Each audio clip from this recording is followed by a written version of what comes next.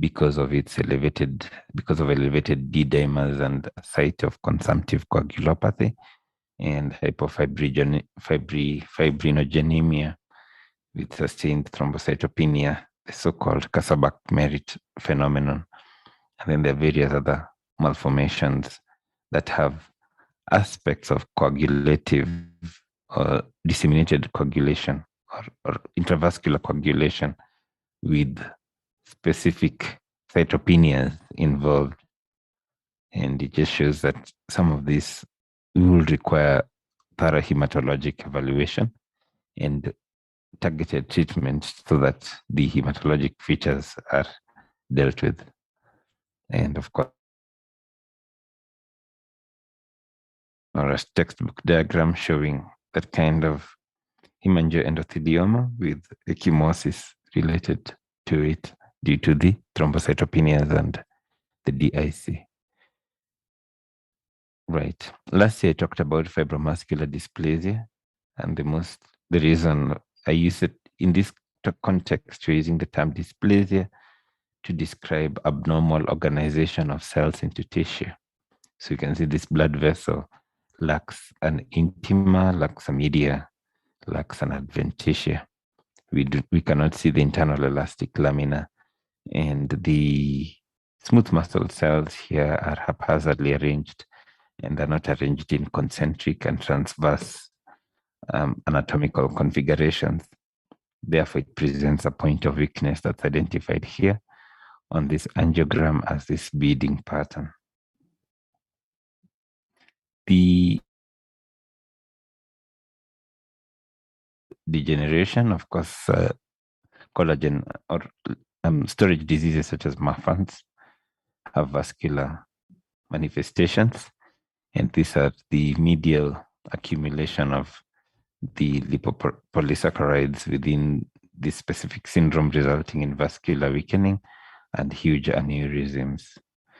Of course, last year we talked about what aneurysms are, and most of you are familiar with the Berry aneurysm by now in terms of the distribution, and I know you'll talk about this again when you discuss about vascular CNS pathology. And just to remind you that the reason for this aneurysm is usually fibromuscular dysplasia, the one I've described before. I won't talk much about vascular trauma, but we know that blunt force trauma leads to various under the DeBakey classification. And maybe the vascular surgeons have already mentioned the DeBakey classification of blunt force traumatic vascular injuries with intimal tears followed by intramural hematomas, or what we call followed by a pseudoaneurysm, and of course rupture. And of course, the reason this is a pseudoaneurysm is that you see that in this outpouching here, the only structure involved is the adventitia. True aneurysm would have the entire wall of the vasculature. Okay, so familiarize yourself with the DeBakey classification of vascular injuries. Sharp force traumas are a little bit more easy to identify. Last year I mentioned infectious blood vessel diseases, that certain infectious agents directly injure or attack endothelial cellular injury and inflammation. And with endothelial dysfunction, there would be hemorrhage. And that's the typical presentation, would be hemorrhage.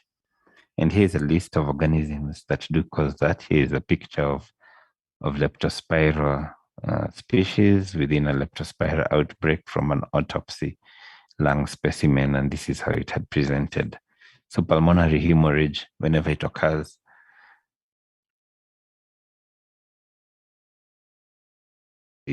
except if there is specific cavitary lung pathology that will present with hemoptysis. But a description of pulmonary hemorrhage would necessitate the diagnosis of an underlying small vessel disease, maybe highly involving the lung. And an example of those infections would cause pulmonary hemorrhage. So I would like to challenge you to learn how pulmonary hemorrhage on lung disease and its classification as bland or with associated capillaritis, and what are the differential diagnoses of each type of those two broad groups: bland pulmonary hemorrhage or pulmonary hemorrhage with capillaritis. Right.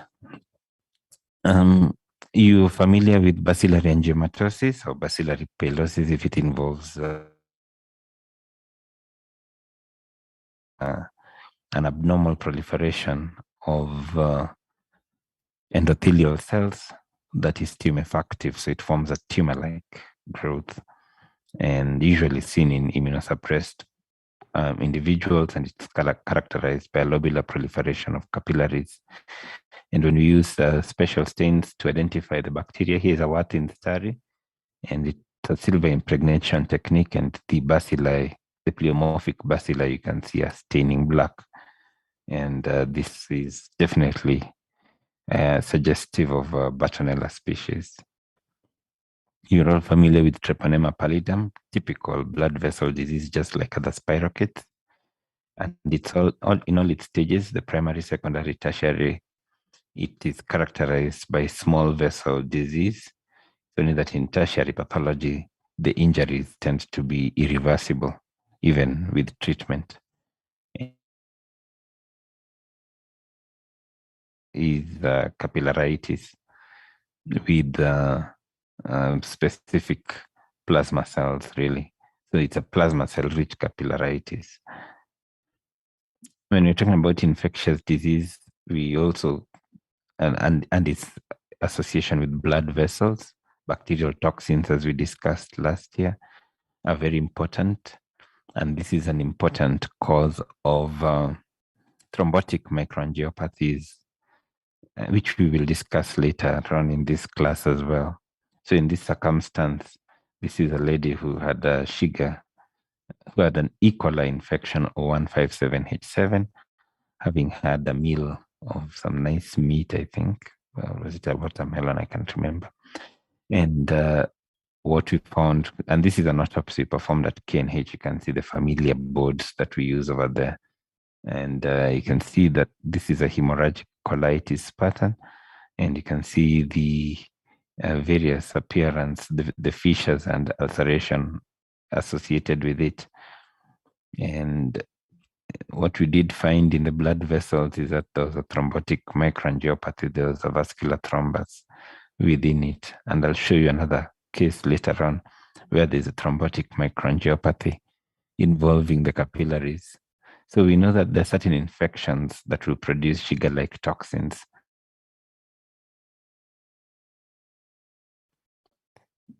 Maybe as part of your learning exercise, you could list all infections, bacterial infections associated with hemolytic that can cause hemolytic uremic syndrome through this mechanism. Of course, there are viral agents of hemorrhagic fevers, and characteristically, all these viruses infect endothelium and cause endothelial injury with hemorrhage, similar to what you saw with leptospirosis. And those are the general, and you've learned this in virology. You're familiar with the arenavirus, bunyavirus, filovirus, and the flavivirus. And severe infections will cause widespread ecchymosis, as you can see here. And these infections are usually quite sporadic. And whenever they occur, of course, it's a major international outbreak. And you can see a minimally invasive air purifying respirators in a facility in South Africa, purely for research into this, or diagnosis and research into these specific disease processes. So the typical feature, of course, is endothelial pathology, and here is a liver specimen. It's a fragmented specimen obtained from a minimally invasive autopsy. And here the virus, the specific virus is detected using in situ hybridization cause is that you should be familiar with various diagnostic techniques that are performed in tissue. So I'll be mentioning a lot of special stains, immunohistochemistry, in situ hybridization, and with a basis on histopathology for the diagnosis of a lot of these disease processes.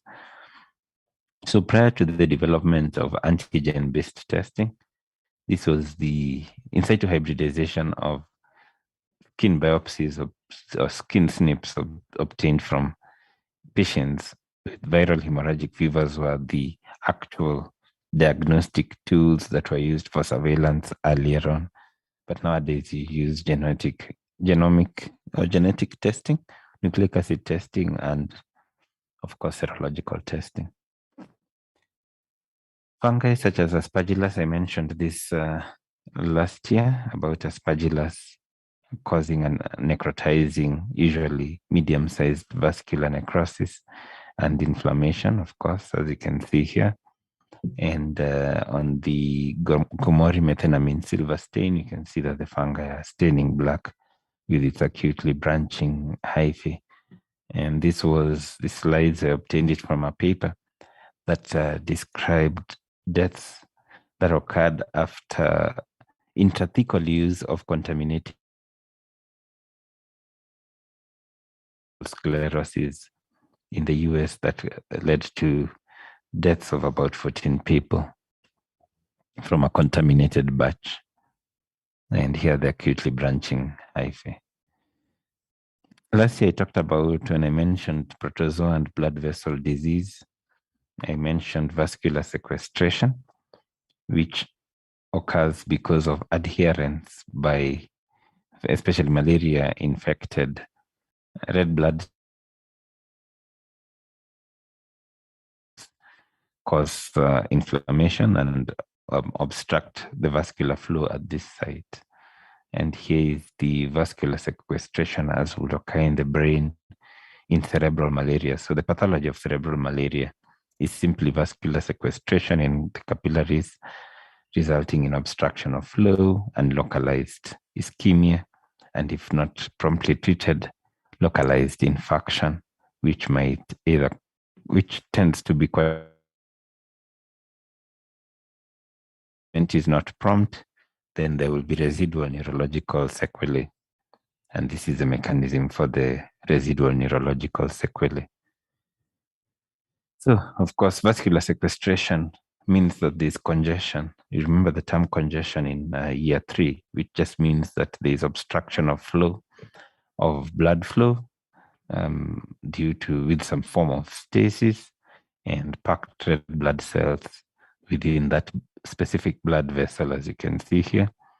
And in this case, you can see the malaria parasitized cells have the black pigment, which you can identify, the malaria pigment. They have adherence to not only cells within the vascular channels, but also adherence to the endothelial wall, causing stasis and sequestration. Of course, when I mention sequestration, is actually vascular sequestration, and the most important being sickle cell disease and hematologic diseases where cytopenias are characteristic. Increased circulating cells are characteristic. For example, so in sickle cell disease, of course, the sickling would cause, obstruction of smaller arterioles and capillaries just because of the misshapen red blood cells.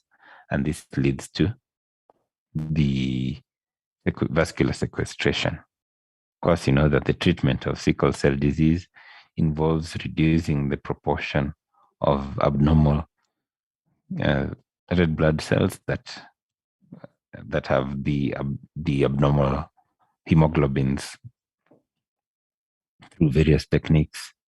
In leukemia, we use the term leukostasis, and it simply means that there's abundant abnormal white blood cells that obstruct the flow of blood to specific organs, and this is a medical emergency that requires urgent reduction of these numbers of abnormal red blood cells using chemotherapeutic approaches.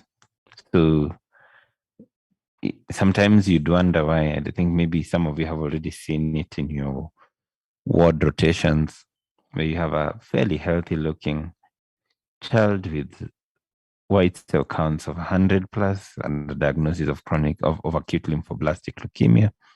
And then all of a sudden there's a convulsion and death, really. And this is usually the mechanism. The ischemia related to leukostasis, and it is a medical emergency. And actually, most of the clinical symptoms of leukemia are related to this obstruction, and some of them may be related to other mechanisms as well. I won't talk about polycythemia. Right, now moving on. So we've looked at infectious diseases, we've looked at hematologic diseases and its relation to the blood vessel. The next, of course, is the degenerative vascular. And let me just skip straight to, because I discussed this in detail last year. Which one should I talk about? Right, this one. So just to remind you what atherosclerosis is. Atherosclerosis is a chronic inflammatory vascular disease involving usually large and medium-sized arteries, and it's characterized by recruitment monocytes perpetuate the inflammation, the chronic inflammation, because they usually have taken up oxidized low density lipoproteins, which is sort of pro-inflammatory in nature. And whenever they find their way within the intima, then they promote the inflammation progresses on. And inflammation, of course,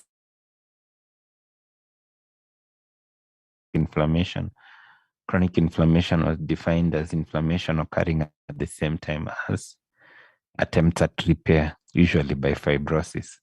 So this is a fibrosing pathology. So how are these how oxidized LDLs generated? Of course, by the interaction of LDL with free radicals. And there are lots of environmental associations of the within the circulation that would oxidize the low density lipoproteins. That is why you call it the bad cholesterol. It's not because it's really bad. It's just because that it is easily oxidized by low density lipoproteins. And when it's oxidized, it's taken up by monocytes, which are then activated because there's a pro-inflammatory effect on these specific cells. And when they're recruited to various sites, especially the intima of the blood vessel, they're leading to further recruitment of monocytes and a monocyte-driven chronic inflammatory disease process. Now, the next question I know you have is from your reading and as you reflect on what you learned last year, is why do these occur in the various vascular sites, such as the bifurcation of major vessels and so on. So they tend to occur in sites where there is vascular sort of shear stress, where there is usually either there's a junction or there's sort of like a tortuous point within the blood vessel. And because of increased vascular injury at that site, then there's endothelial activation. You can see the role of the endothelium, which then expresses the leukocyte adhesion molecules and promotes the various inflammations. So endothelial injury is actually the cause of atherosclerosis because it is what stimulates or initiates this chronic inflammatory pathology. Right. So characteristic features of atherosclerosis. I know this is the diagram you'll see in Robbins, but this is not the actual mechanism. I'm just mentioning it just so that you can, just to dissuade you from having this thought. Intimal proliferation, what we're seeing here, is simply chronic inflammation occurring within the intima with increase of myofibroblasts. The older pathology texts will describe migration of smooth muscle cells across the internal elastic lamina where they have a different phenotype. But what is known is that these are a different cell type compared to this. Of course, Robbins will describe the classification or based on or the phases of atherosclerosis from the type 1 or initial lesion to the fatty streak to the intermediate streak lesion to the type 4 atheroma to the fibroatheroma to the complicated lesion. Okay, and describe at which time point these are expected. I just have to remind you that the type 6 lesion, of course, to prevent the type 6 lesion, you need to prevent this progression through various approaches.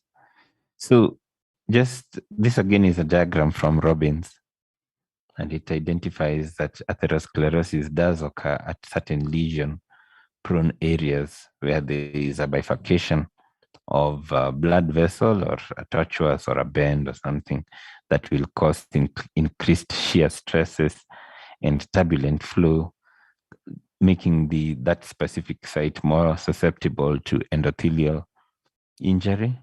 And with endothelial injury, if you remember what cell injury does, eventually leads to inflammation. And the inflammation here preferentially recruits monocytes that have engulfed oxidized low-density lipoproteins, or probably they engulf the low-density lipoproteins in their site here in the intimal site. And once the inflammation begins, then there's various inflammatory changes, including extracellular membrane matrix, extracellular matrix proliferation,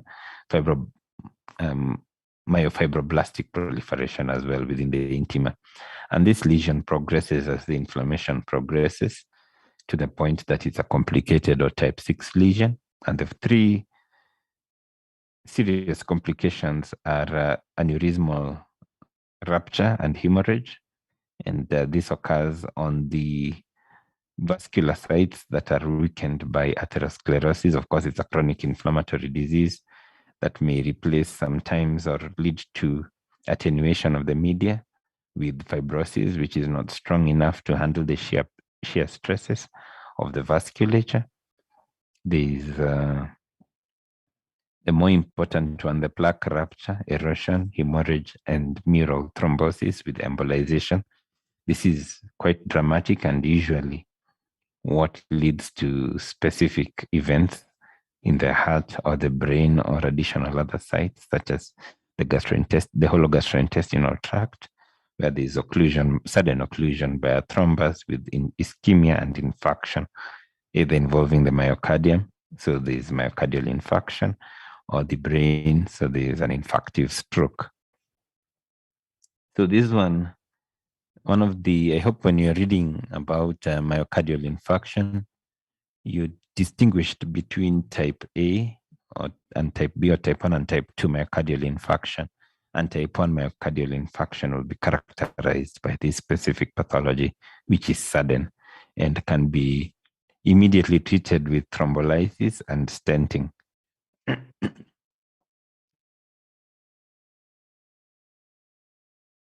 Growth involving more than 50% of the luminal surface area with obstruction of flow, and in critical stenosis, if it involves the heart, then this will be a type 2 myocardial infarction, where thrombolysis is not helpful, but will require usually stenting, but stenting may also not be helpful. So it may require a coronary artery bypass graft. Right, so morphologically, again, as you can see, there is intimal thickening or intimal proliferation, where the chronic inflammatory lesion progresses, while at the same time there's attempts at repair with fibrosis. extracellular extracellular matrix deposition with myofibroblastic proliferation. And of course, the inflammation is driven by monocytes that have engulfed, taken in oxidized low-density lipoprotein. So they have their abundant cytoplasmic vacuolations with low-density lipoprotein. And as they die, then there will be extracellular elaboration of the low-density lipoprotein-rich cholesterol. Right. So moving on, I know you will read the pathology of atherosclerosis in a lot of detail. So moving on, there are other vascular diseases related to hypertension, which you learned about the hyperplastic arteriolosclerosis being the main lesion in hypertension. And it's hyperplastic because it has this concentric appearance, and it's mainly replaced by fibrous connective tissue. Remember, the relevance of this is that with the arterial media replaced by fibrous connective tissue due to this, as part of this injury response to injury, the end result is an unpliable arteriole, which will require high pressures to maintain perfusion if it gets to this specific point of disease. And this is similar to remodeling that you see within the heart related to hypertension, whose treatment may require angiotensin receptor blockers or angiotensin converting enzyme inhibitors. The word of caution is that individuals who have this degree of vascular change, it will not be prudent for you to suddenly reduce their blood pressures by giving potent antihypertensive agents such as hydralazine or calcium channel blockers with your aim of reducing their BP from 180 maybe to 80 or to 90 of 90 systolic, because that will cause distal ischemia in these sites that have this vascular channel. And if that ischemia involves the brain, this will be a multi-infarct sort of, might end up with multi-infarct brain pathology. And of course, these individuals will eventually die. So you need to be progressive in the management of individuals who have already this specific change within the blood vessels. However, there are certain individuals who have I don't know if you still use this term, malignant hypertension. This was a previous term describing hypertension occurring suddenly with immediate clinical effects. And the reason for the immediate clinical effect is that the hypertension would cause fibrinoid necrosis of the arteriole, and with necrosis, there can be thrombus formation and so on. And with this necrotizing process, then you need to reverse the hypertension immediately. Situations where you would include hypertensive disorders in pregnancies, a young woman, maybe a 22-year-old with eclampsia or preeclampsia, and you need to reverse this pathology immediately. So I know last year you talked about hypertension in a lot of detail, but as a recap, at least you know the difference that occurs in the blood vessels in chronic hypertension, where there is chronic injury to vasculature characterized by hyperplastic arteriolosclerosis, and this acute injury that's characterized by medial fibrinoid necrosis. Right, inflammation. We talked about inflammation in a lot of detail last year, so this I'll just quickly go over. I'll just do an overview of inflammation. Okay. But as we talk of inflammatory pathology, I'll mention hypertensive disorders in pregnancy, especially this last year. But how does this come about? So the cause of preeclampsia is abnormal placentation, right? Abnormal placentation where, when there's implantation, the role of these syncytial trophoblasts is not only to invade into the myometrium, but also to invade into the vascular structures of the myometrium so that there is formation And the endometrium. So there's invasion of trophoblastic cells, the syncytial trophoblasts, into the spiral arteries of the myometrium. And if there's good invasion, a good invasion means that the invasion extends beyond the endometrium into the upper myometrium. And what it does is that it maintains the hemochorionic placenta. However, in preeclampsia, this does not happen, usually due to decreased tolerance of the fetus as an allograft. For example, some research has shown that the situation would occur where perhaps there is inadequate exposure to the antigens from sperm of that particular male. So because of that, the immunological tolerance has not been developed. How will that occur? Probably a new man in the relationship, or maybe frequent use of protection. So at this particular site, maybe protection was not used. By protection, I mean condoms. And because of that, there is inadequate tolerance of these male antigens that are brought in through the placenta, through sperm. And because of inadequate tolerance, then the extravillous trophoblastic tissue do not sufficiently invade into the media of the spiral artery. You can see this one invades just in probably just more than half into the depth of the endometrium and not into the myometrial space. So the vasculature here is constricted and the placenta is insufficient, or the perfusion of the placental villi will be insufficient. So I would like you to, I think there's some papers on this. Maybe I'll request in the next group B, I might give you some papers. No, maybe I'll be out of town for group B, who will be doing rotations in group B. But I may give you papers to read on that particular mechanism to see how the immunological tolerance of male antigens is essential for preventing preeclampsia. And if preeclampsia occurs, what can be done about it from a mechanistic perspective. So this this insufficient placenta will produce vascular endothelial growth factor and various VEGF subunits, specifically the soluble FMS like tyrosine kinases, abbreviated here as the SFLT. And this, when elaborated into systemic circulation, sort of causes a systemic endotheliosis. And in the kidney, there will be a hemoglobinuria, which I'll talk about when we discuss kidney pathology later in your course, and systemic vascular pathology that will eventually be characterized by hypertension and an atypical hemolytic uremic syndrome, which is a thrombotic microangiopathy, with specific hepatic effects that include what is called the HELP syndrome.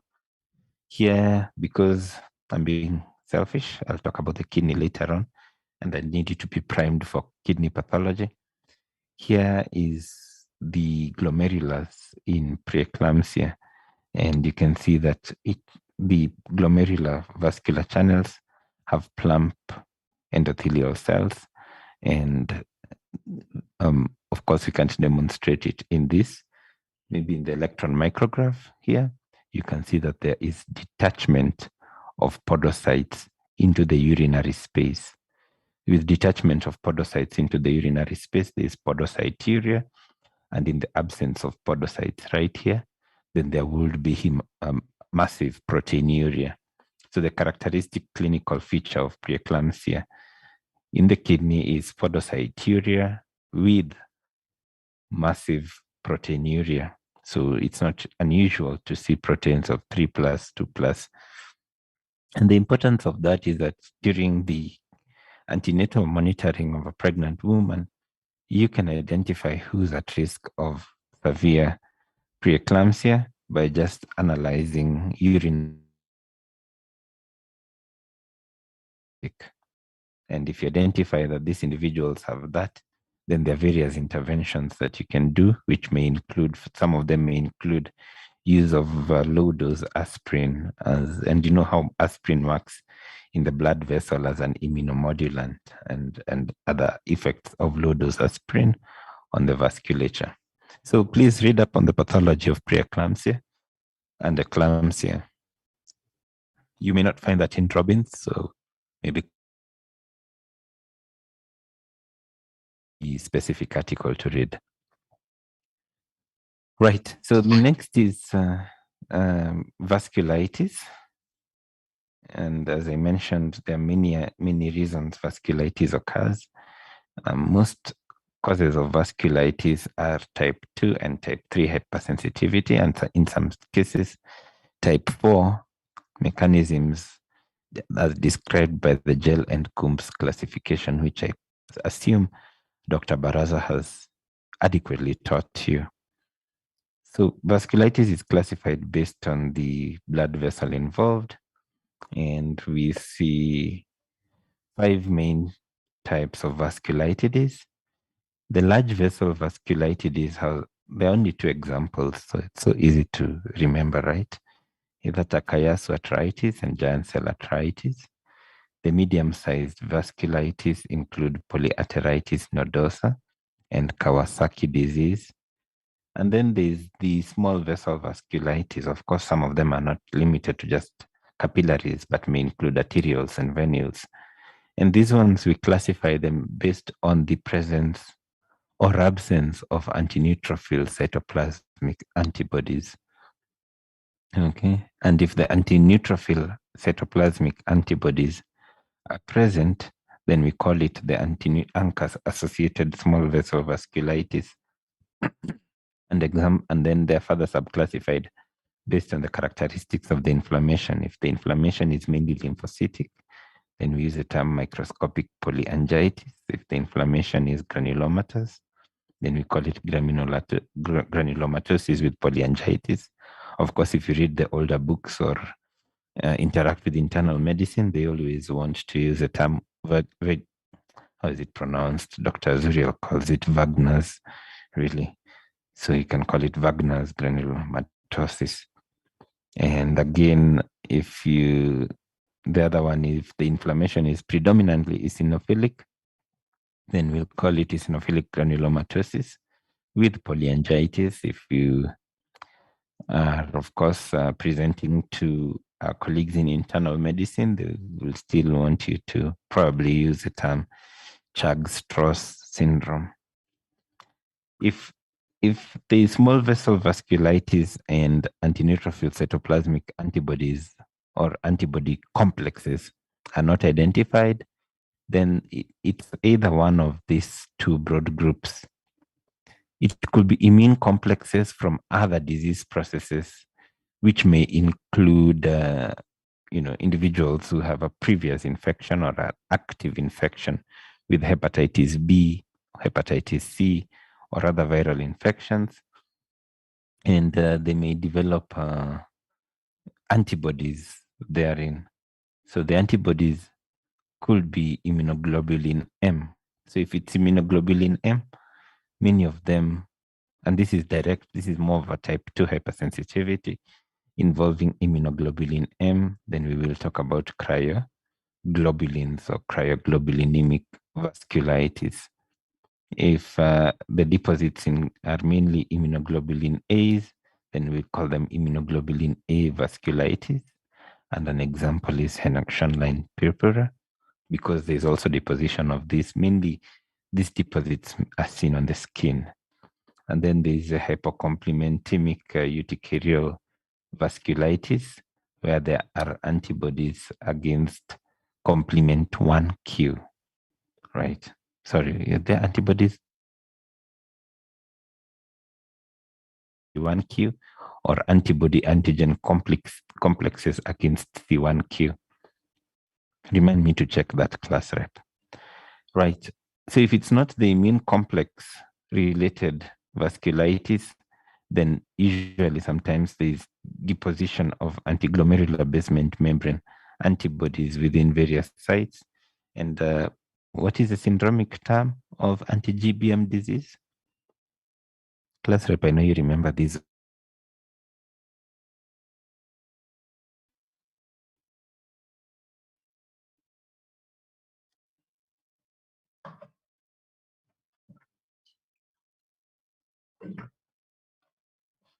Okay, since I'll just remind you, I think you remember Buerger's disease. Okay, so when we talk of Buerger's disease, this is what we mean.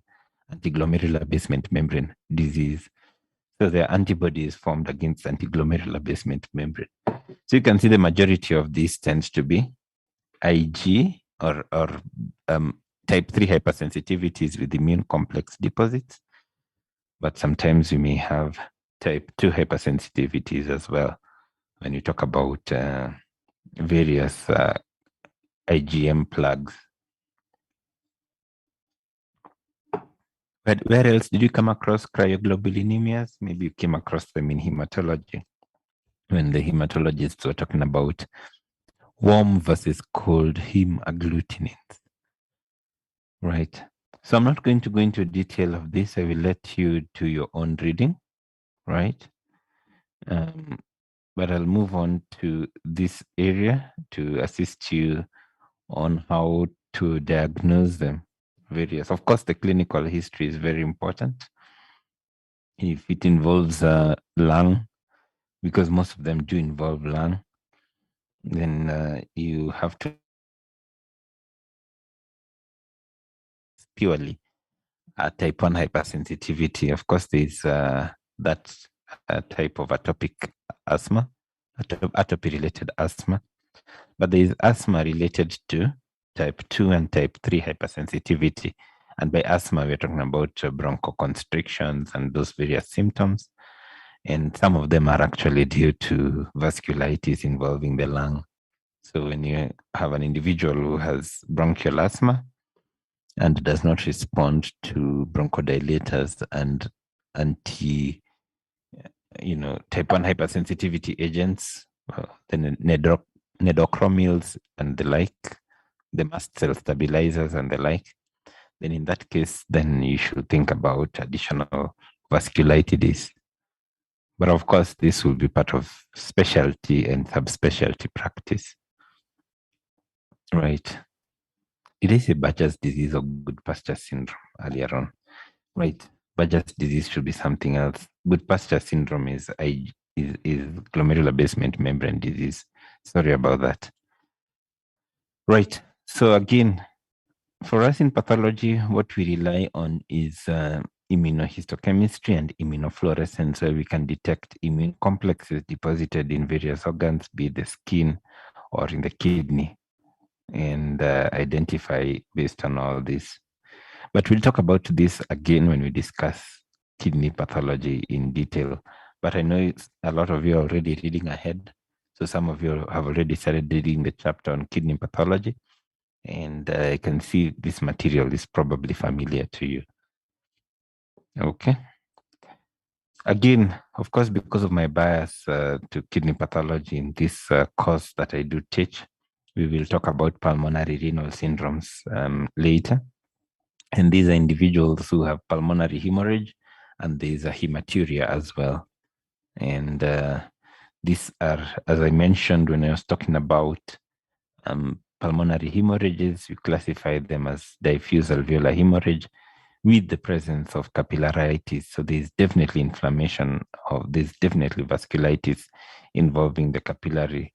And if it occurs in conjunction with a rapidly progressive glomerulonephritis, then we call it a pulmonary renal syndrome, because we might be dealing with various disease processes related to Goodpasture syndrome or antiglomerular basement membrane disease. So again, this is the example of pulmonary hemorrhage. I showed you the gross pathology, and this is diffuse alveolar hemorrhage. So you can see that the hemorrhage is within the alveoli. So what we look for is inflammation right here within the capillaries, and to diagnose this particular disease. And it's usually quite a severe disease process. And some of them are related with ecchymosis like that. And just to digress and tell you a story about this, and so I do sometimes receive lung pathology consults from the clinical service and from specific pulmonologists. And one of the pulmonologists called me one day and handed over a specimen of bronchoalveolar lavage. It's a lady who was in her 50s, who was fairly badly off in HDU, was on supportive breathing. A lot of respiratory support was being offered at that point. And the working diagnosis was a complicated type of TB with cavitary lung disease, because that is what imaging had shown. And when I examined the cytology of the bronchoalveolar lavage, all I could see are red blood cells. And of course, I called back the pulmonologist and advised him that the diagnosis here is a diffuse alveolar hemorrhage. Fortunately, the pulmonologist had also submitted a transbronchial biopsy as part of the bronchoalveolar lavage. And I did see this kind of pattern of hemorrhage with capillaritis. There was also hemorrhage within the capillaries.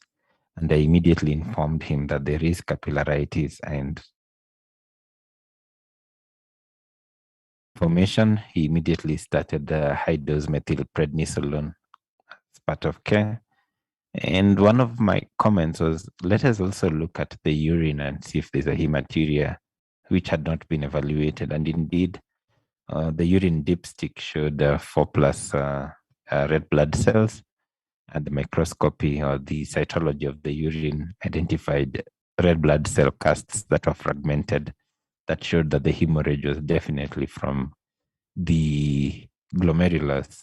And with that, he involved a nephrologist to assist in the treatment. And of course, the working diagnosis was a pulmonary renal hemorrhage. The nephrologist elected not to perform a biopsy, but of course, there was good correlation with the clinical features. And therefore, the treatment was maintained. We did additional testing to look for anti-neutrophil cytoplasmic antibodies, which were negative. We did not look for anti-GBM antibodies, but definitely that with a negative anchor, we thought this is definitely related to glomerular basement membrane, anti-GBM disease. After about 1.5 weeks of immunosuppressive therapy, that lady made a good recovery and is alive to tell this story. So just that not all respiratory failures are pneumonias and what else? And TBs. You should also think about pulmonary hemorrhage syndromes, especially if there's hemoptysis or if the bronchoalveolar lavage and transbronchial biopsies are suggestive. For that lady, there was ecchymosis. I did take a photo, but of course, she's dark-skinned like me, and definitely you wouldn't see it easily in dark-skinned in for comparison. In skin pathology, there is usually talk of leukocytoclastic vasculitis, and whenever we see leukocytoclastic vasculitis, and this is mainly a diffuse vasculitis involving the capillaries of the dermis, then we almost always think of IgA related vasculitis. Right. Some of this case, let me look at the time before I move on. All right. So class rep, just indulge me. Probably the next 10 minutes, I'll just talk about a few cases. And in this case, this is one autopsy case that I did in a hospital. I think it was in Kijabe, right? One of the mission hospitals, of a child who was living with HIV at 11 years and just developed a sudden coma. And eventually, when they were calling me, the child was brain dead, and they're in the process of withdrawing life-saving care. And of course, by the time I got there, we were ready for autopsy, and the main feature at autopsy were these hemorrhagic lesions within the brain. and there's localized telangiectasia, what looks like a telangiectasia and hemorrhage right here on the basal aspects of the temporal lobe. And on histology, what we see is that there's widespread hemorrhage and there's a disruption of the vacho-Robin space at these hemorrhagic sites, as you can see here. So there's hemorrhage here, disruption and hemorrhage into the vacho-Robin space. Remember, the blood-brain barrier is usually here. And for this individual child, we saw that there was what looks like vasculitis, localized vasculitis, which is primary and involving the central nervous system. And we came to that diagnosis because we excluded, using molecular diagnostic techniques, other causes of encephalitis, which can cause, where we tend to see inflammatory cells within the vacho-Robin space. And again, what guides us to establish a diagnosis of primary central nervous system vasculitis is the widespread disruption of the blood-brain barrier, as you can see here with hemorrhage into the vacho-Robin space. Right. Now, drugs of abuse. Sometimes there is intravenous administration of insoluble or just lightly soluble substances, and specifically in drugs of abuse. I'm not saying this so that you can start your own practice, really. But the reason I'm saying this is to understand it from a healthcare perspective, that some of the drugs that are injected are sort of, that powder is diluted by crushed oral medicines, and oral medicines do contain talc. And when they're injected, the talc is what is deposited here in the capillaries. And you do see it in the capillaries of the dummies here. And of course, this happens systemically. And these individuals will definitely have cutaneous disease related to this. There was a rare paper on cannabis use and acute subarachnoid hematoma. But in areas with widespread cannabis use, this has not been replicated. So maybe that was a one-off. Again, here, cocaine use is not due to the cocaine itself, but what contaminates the cocaine that is injected. Of course, the next group of diseases are, of course, treatment of certain blood vessel diseases require the use of the vascular allograft. And what happens is that from both edges of the allograft, there is a neo-intimal growth into the allograft itself that may lead to eventual obstruction with time. Vascular blood vessel neoplasms, I'd like you to read about angiosarcoma and, of course, Kaposi sarcoma. And I won't go into detail.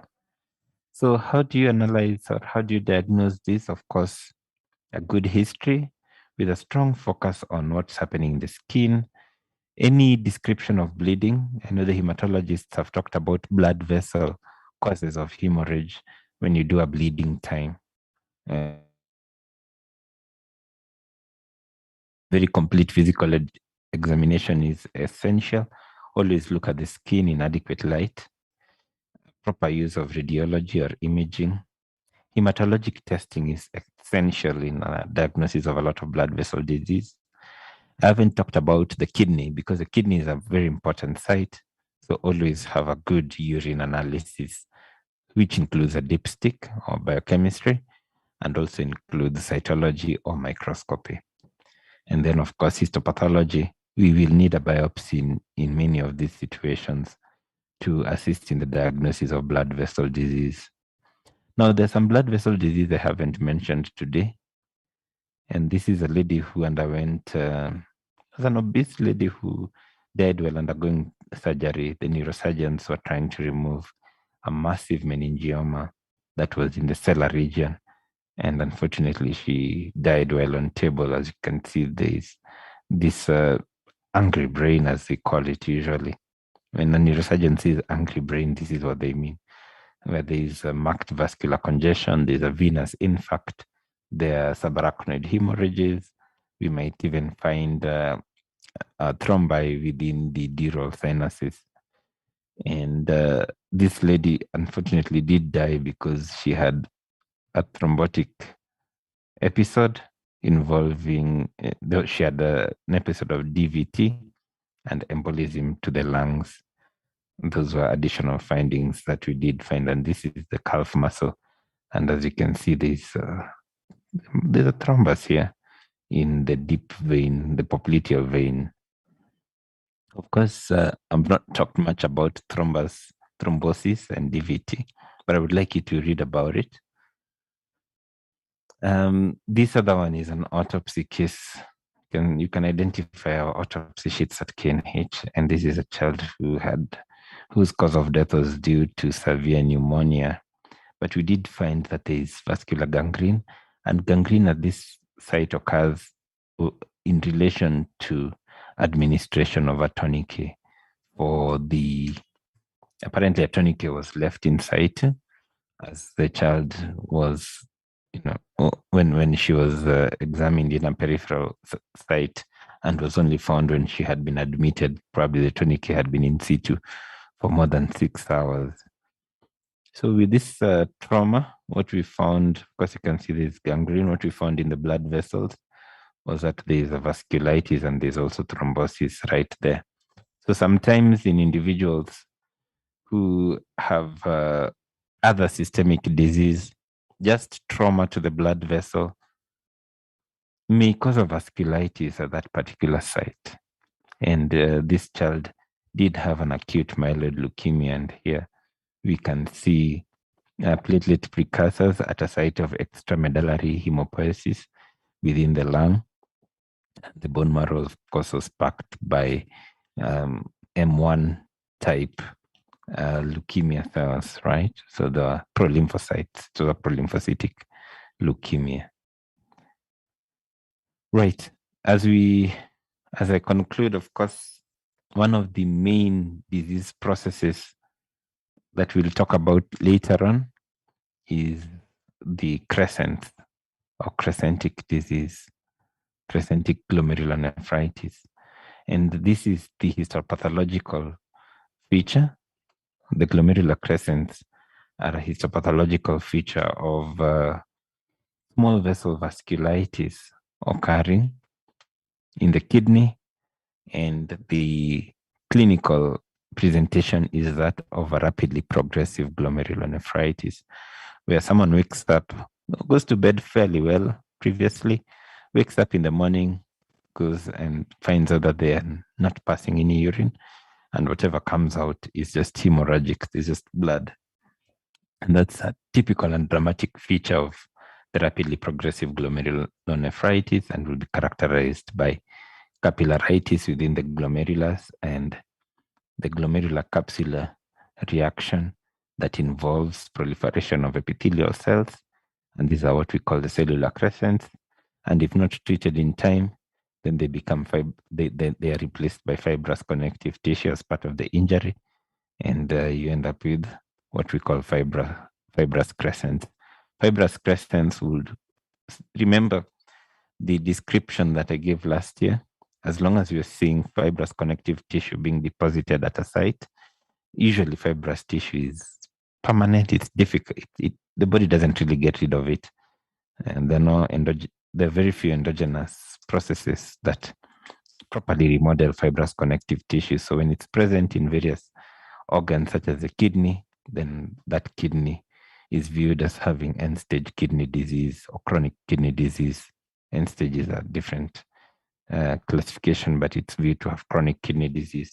So whenever there is fibrosis, so your aim as a physician is to quickly recognize that there is a renal vasculitis with crescents and an RPGN pattern, and offer immediate care. And if you do so, then we will not end up with this pathology where this individual will be dependent on dialysis for the rest of their lives, or will require a renal transplant.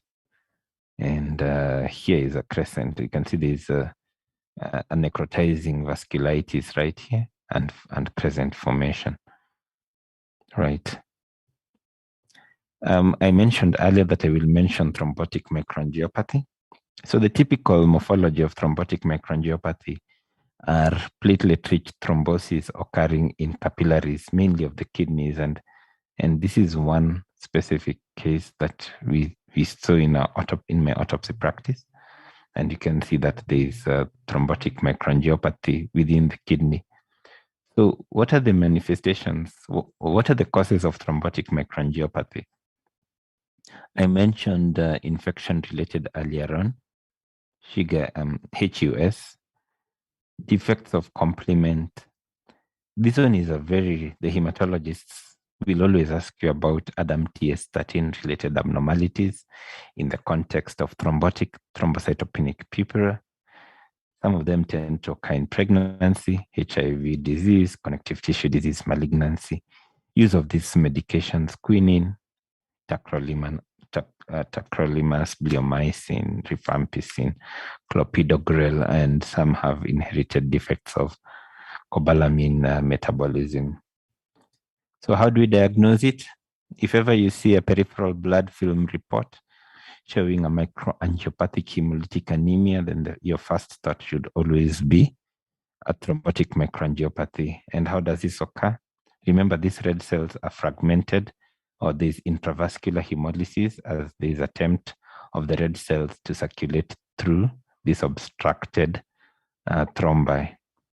And once this diagnosis is made, there's usually treatment that is rapidly offered. And in many of these circumstances, for example, in ADAMTS13 related pathology or Shiga toxin related pathology, then there is a use of apheresis to treat the thrombotic microangiopathy.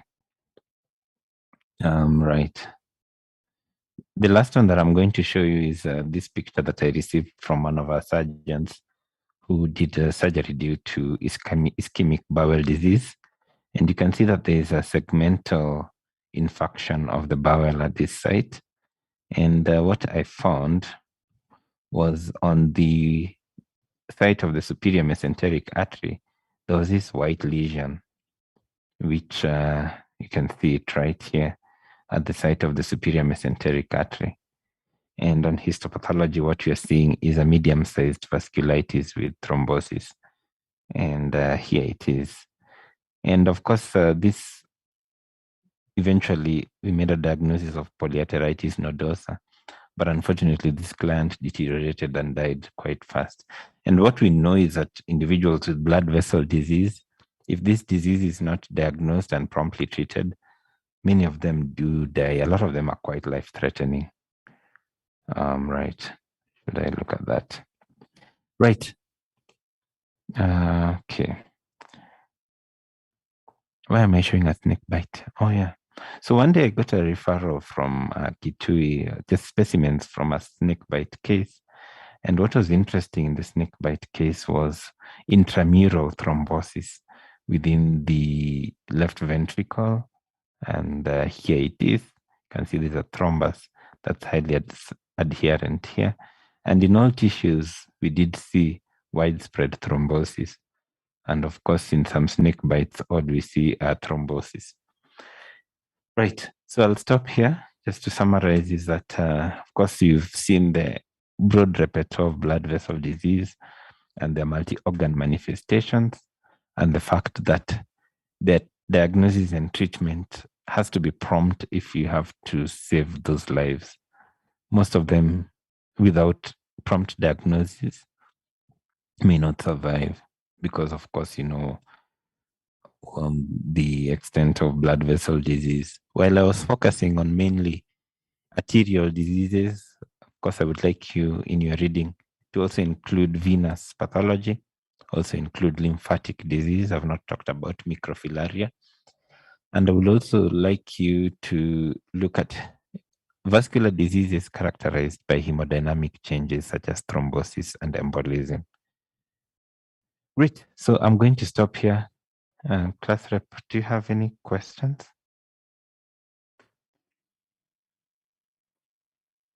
Thank you for the class doc. I believe there's some questions in the chat box. All right, and I can see I've opened the chat. I can see you have asked me a question, class representative, about obesity and its role in blood vessel injury and whether it's different from smoking related injury. So, of course, obesity is one of those diseases where there is a systemic pro-inflammatory state. For some reason, the additional adipocytes do elaborate and sort of process signals that eventually lead to elevated circulating TNF, IL-1, IL-6, IL-12, and other pro-inflammatory cytokines. So these are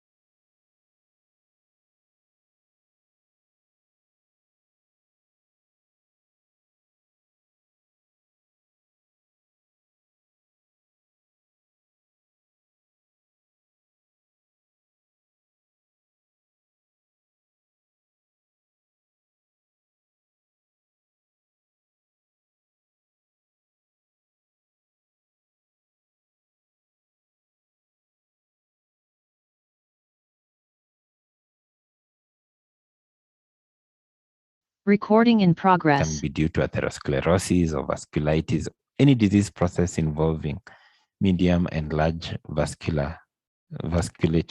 We have seen situations where there is atherosclerosis of the aorta or the iliac arteries as well.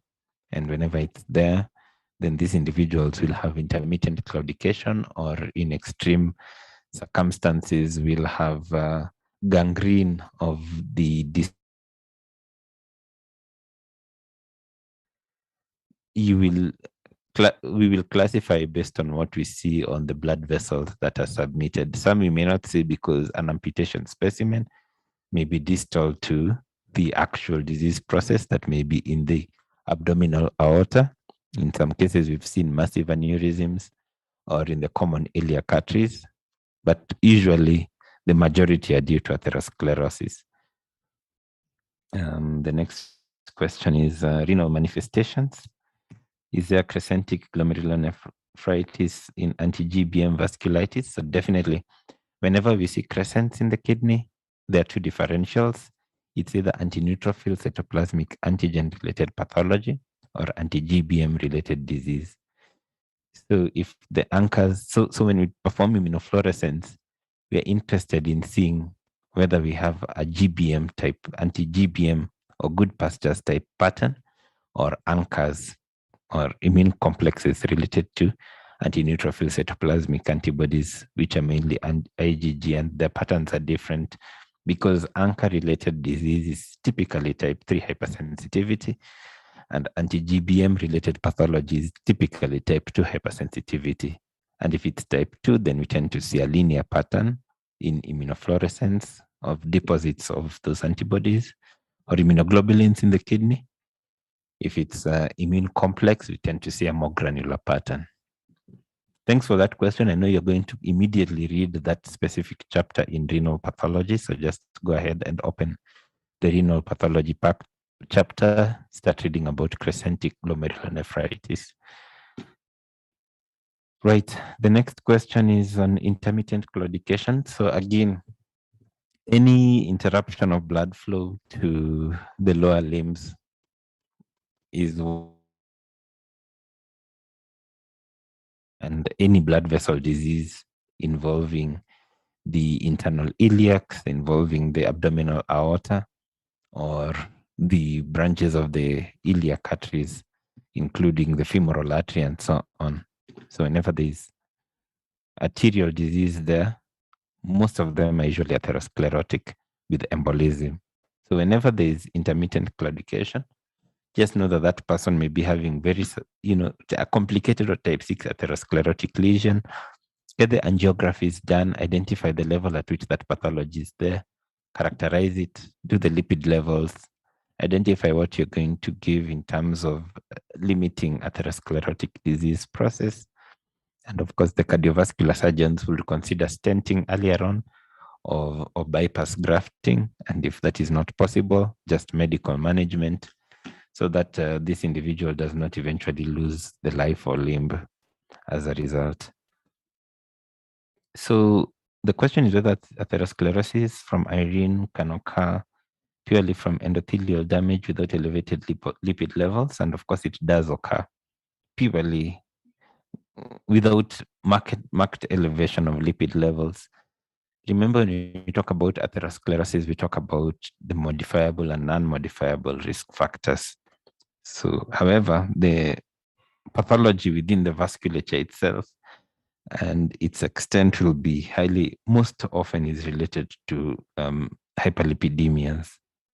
Okay. And intervening and dealing with hyperlipidemias, dealing with inflammation, dealing with vascular injury related to hypertension will sort of sometimes reverse these lesions. So hyperlipidemias are very important, but sometimes atherosclerosis may occur as a result of the endothelial damage without necessarily very high LDLs, okay, or abnormal lipid levels generally. But I know you'll read this more.